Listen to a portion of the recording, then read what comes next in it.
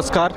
हम कल से आज MNTV के माध्यम से ग्राउंड रिपोर्टिंग कर रहे हैं और कल दोपहर से हम लोग यहाँ पर हर व्यक्ति की खबर दिखा रहे हैं। यहाँ पर जो जो लोग मानवंदना देने के लिए आ रहे हैं, हम उन यहाँ की खबर, एक एक पल पल की खबर यहाँ पर हम लोग चला रहे हैं। आप देख सकते हैं कि आज दोपहर में लाखों लोग मानवंदना देने के लिए विजय स्तंभ को आ रहे हैं। भीमा कोरे गांव में 1 जनवरी 2018 को यहाँ दंगा हुआ, उसके बावजूद भी यहाँ बहुजन समाज के जो लोग हैं वो बड़े पैमाने पर इस साल 1 जनवरी 2019 को बहुत ही बड़े पैमाने पर लाखों की संख्या में यहाँ पर आ रहे हैं। और आप देख सकते हो कि ये जो रोड चल रहा है, ऐसा मजमा रात के 12 बजे से यहाँ शुरू हुए।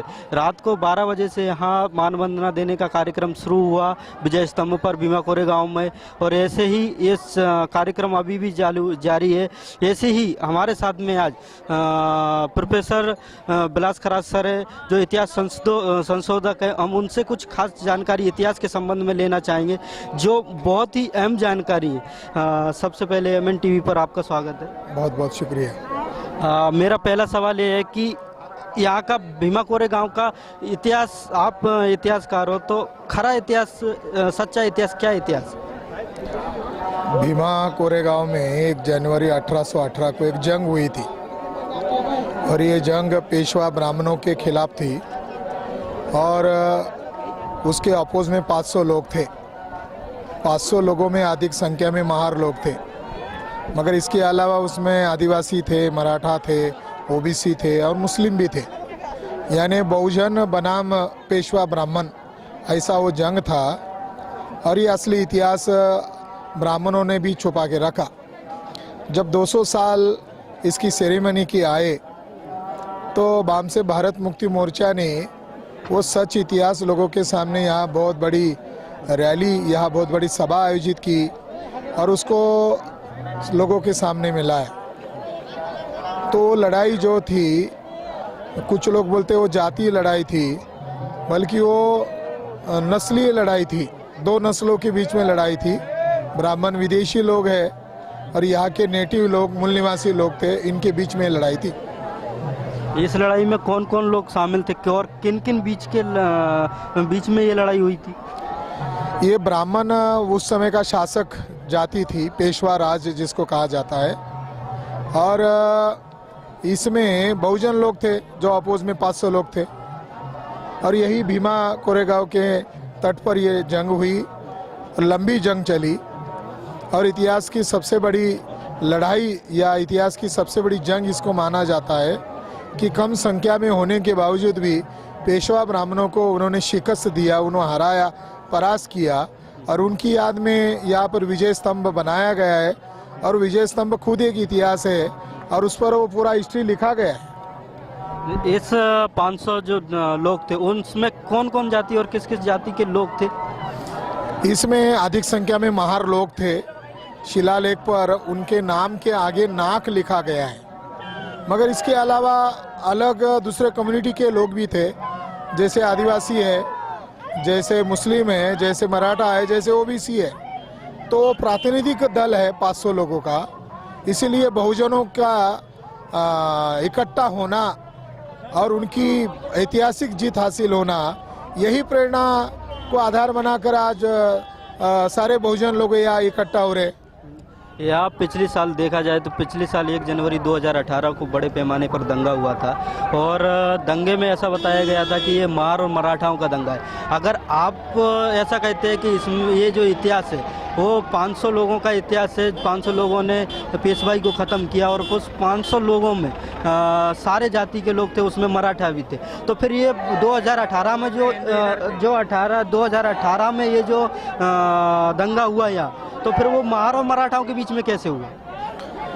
यहाँ भीमा कोरेगांव के नज़दीकी वडू बुद्रुक नाम का एक जगह है और ये वडू बुद्रुक छत्रपति शिवाजी महाराज के बेटे दूसरे छत्रपति संभाजी महाराज की समाधि है। और जब संभाजी महाराज की राजधानी रायगढ़ है, रायगढ़ के पास संगमेश्वर को उनको पकड़ा गया, वहाँ से उनको उठाकर यहाँ लाया गया, पूना के नज़दीक है ये। तो यहाँ उनको 8 लाख फौज के अंदर उनको अरेस्ट करके रखा।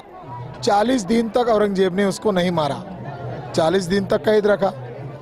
तो जब संभाजी महाराज की हत्या ओरिजिनल पेशवा ब्राह्मणों के इशारे पर की गई और बहुत छल कर उनको मारा गया और उनके शव के टुकड़े, डेड बॉडीज के टुकड़े यहाँ इर्द गिर्द बिखरे गए थे, और तब गोविंद गोपाल महार नामक एक महार ने उनके शव को इकट्ठा किया और उनकी ही जमीन पर उनका अंत्यविधि हुआ।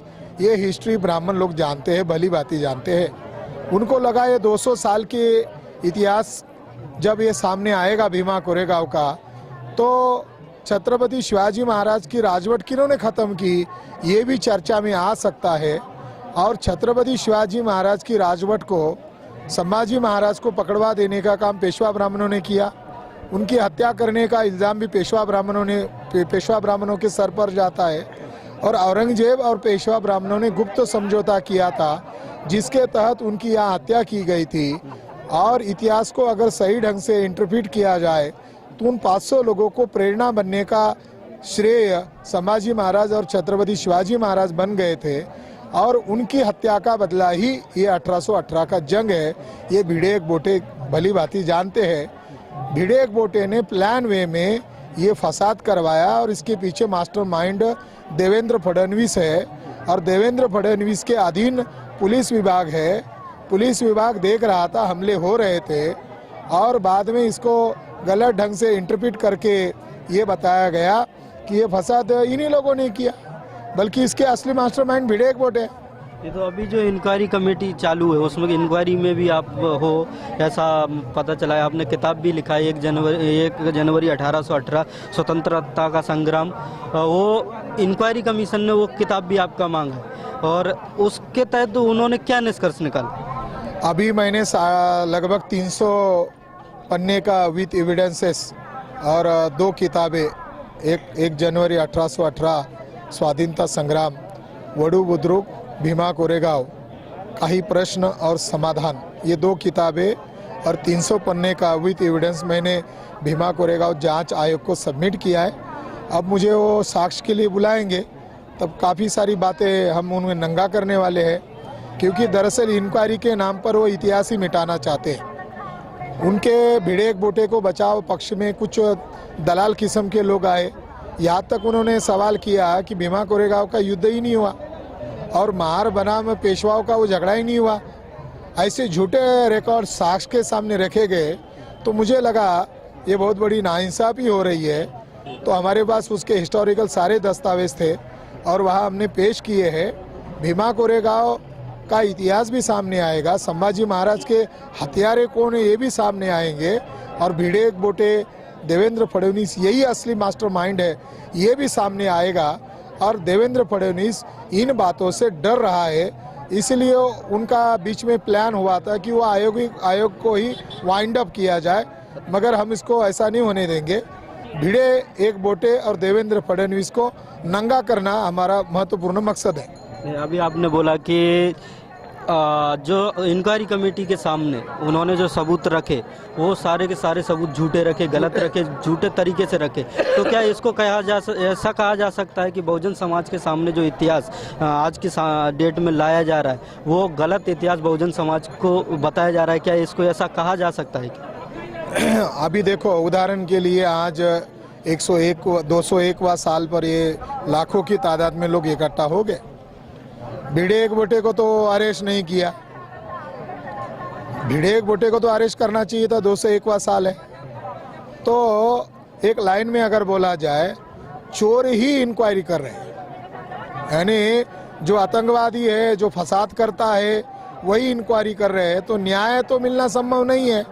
तो ये जो लाखों की तादाद में जो लोग आए हैं, ये वो खुन्नस की वजह से भी आए कि तुम अगर न्याय नहीं करते हो तो हम न्याय करने के लिए हम हमारी शक्ति प्रदर्शन करेंगे। मेरा अगला सवाल है कि जो इंक्वायरी कमेटी में ऐसा जानने को मिला था कि हमारे भी कुछ लोग जो इस इतिहास को गलत इतिहास बताते हैं, इसे जो भीमा कोरेगांव का इतिहास है उसको भी गलत इतिहास बताते हैं, वो कहाँ तक सही और कहाँ तक गलत?